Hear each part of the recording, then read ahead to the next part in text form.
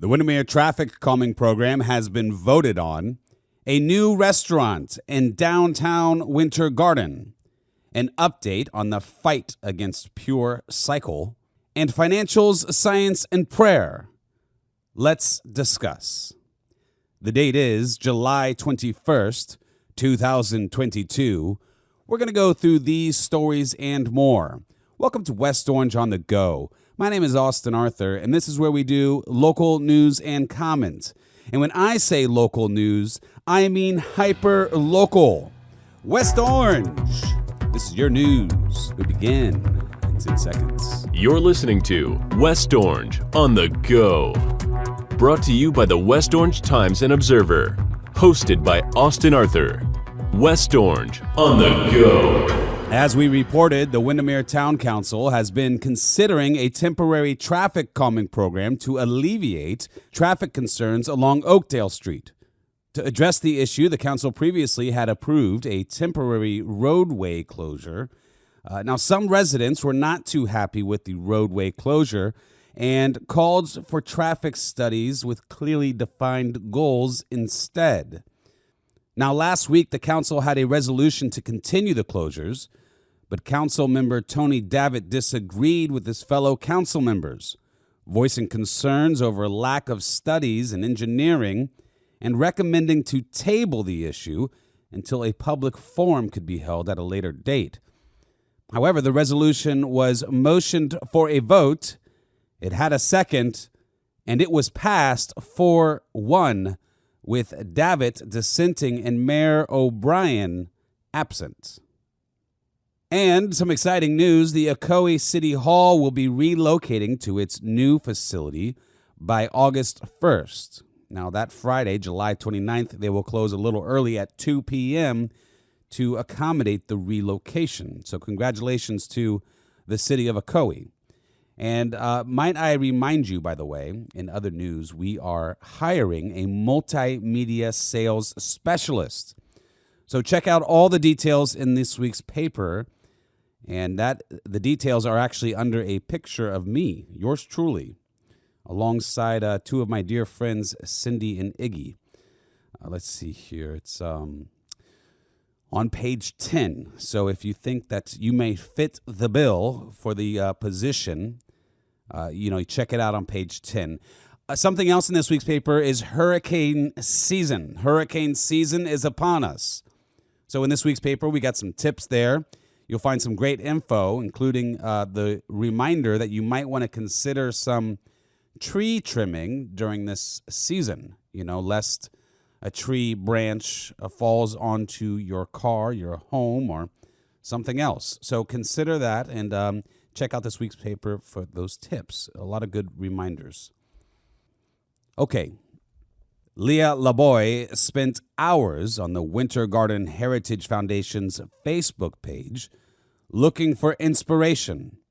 She and her youngest daughter, Sarah, wanted a catchy name for their new downtown Winter Garden restaurant and wanted a moniker that reflects the area. They chose Orange Crate Cafe. Orange Crate is located between Winter Garden City Hall and Plant Street Market. Now, that's in the space that was previously occupied by Fat Mike's Hot Chicken. Now, if the LaBoy name sounds familiar, it might be because this isn't the family's first downtown restaurant.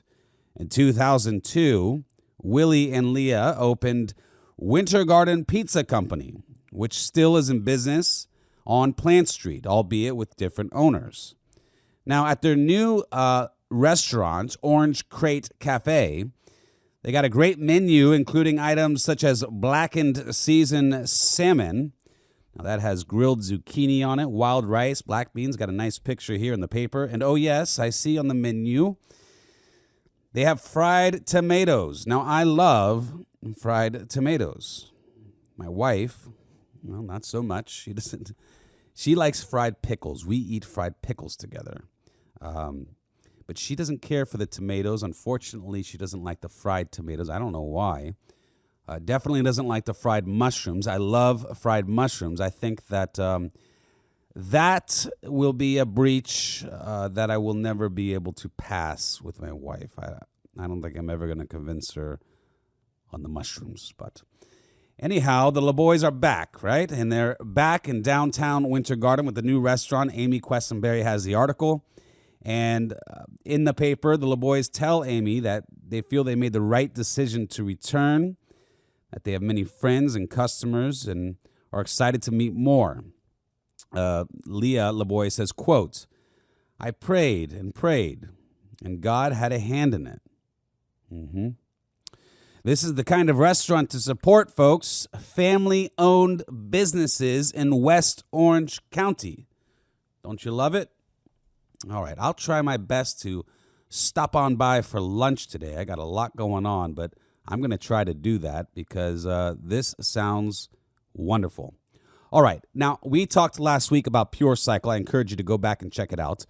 I broke the news on PureCycle here on this program, and I believe that there is another news outlet that will be running a detailed story soon. And Amy and Annabelle Sykes takes us through it today in this week's paper. So you could check that out in the West Orange Times and Observer. And I'm going to go over a little bit of this because, this is something that I'm pretty fired up about. I don't like what's going on here. So let's get into it. PureCycle is attempting to open a controversial waste recovery operation in East Winter Garden.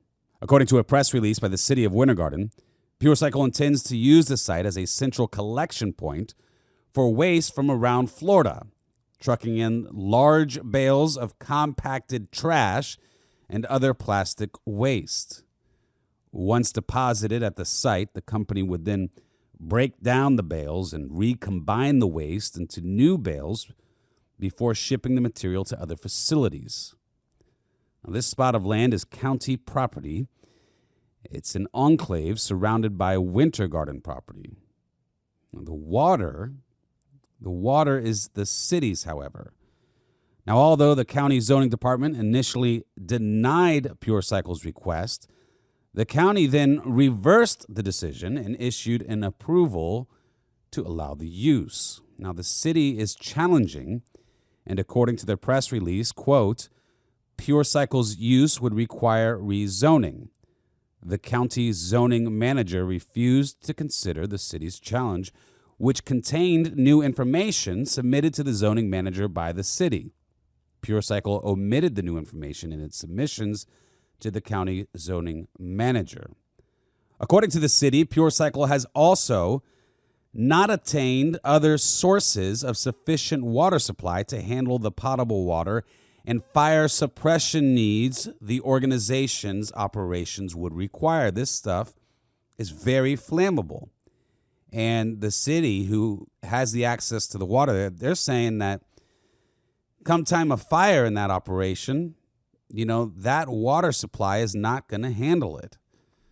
Now, the commission unanimously approved a resolution allowing for city staff and leaders to approach the county further, and if talks are not fruitful, to press forward with litigation against the county regarding their dubious, now that's my word, dubious approval of this use on county property in the city community, including, as I stated, next to our homes in a mixed-use area. We will keep you posted on this important story. Now, in education news, OCPS has dropped down to a B grade school. And totally unrelated, got a message here from WOPA, that's the West Orange Political Alliance, a nonpartisan political committee, and they urge you to vote. They urge you to vote. Election is on August 23rd. That is August 23rd. You got the primaries going on, county positions, judges, mayor, OCPS board positions, all on the ballot. All on the ballots, August 23rd. And we hope to see you folks at the polls. All right. Let me talk about our sponsor, Foundation Academy.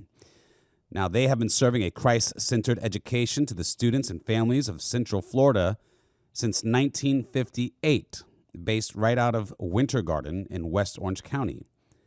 Now, I had the pleasure of spending lunch with Dave Buckles yesterday, a beautiful men's lunch.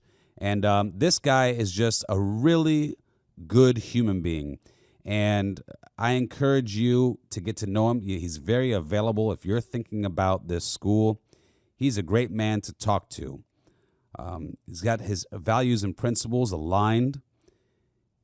Honesty, integrity, decency, humility. He's got it all. Foundation Academy, where character matters. And now we're going to dive into the final page here. Yeah, we're here already. The final page, the final segment. And I'm going to read a little bit about a family who is in need, a family, Winter Garden residents. The Salvador family has a deep faith, and they have relied on that during each of Mrs. Salvador's 4 bouts with cancer. Now, the Winter Garden residents are again putting their trust in God for healing while their 22-year-old daughter, Faith, recovers from a hemorrhagic stroke.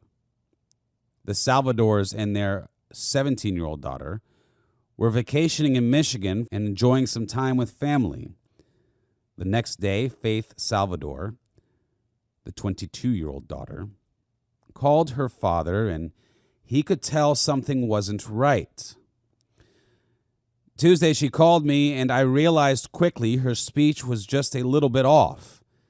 And I told her boyfriend to immediately call 911. That's what the father said. So Faith was rushed to the hospital, and doctors discovered an arteriovenous malfunction.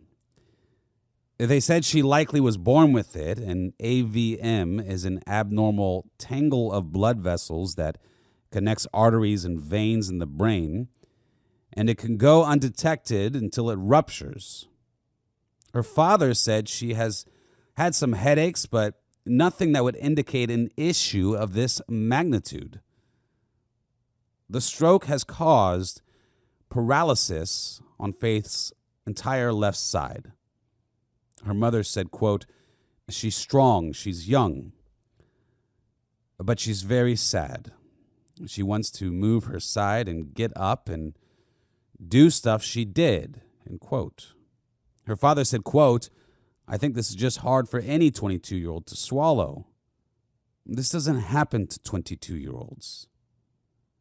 The piece goes on with more detail, but the family is relying on her youth, advanced science, and again, their faith. In this week's paper and the piece, it's talked about a lot. They're hoping for a positive outcome and praying for 100% recovery. Mrs. Salvador said, "We have a strong faith. We have a ton of people praying." And she continues, "We're going to get through it with a little bit of time and a whole lot of faith." Life is precious, and the free will of nature allows for interruption of what may be the plan.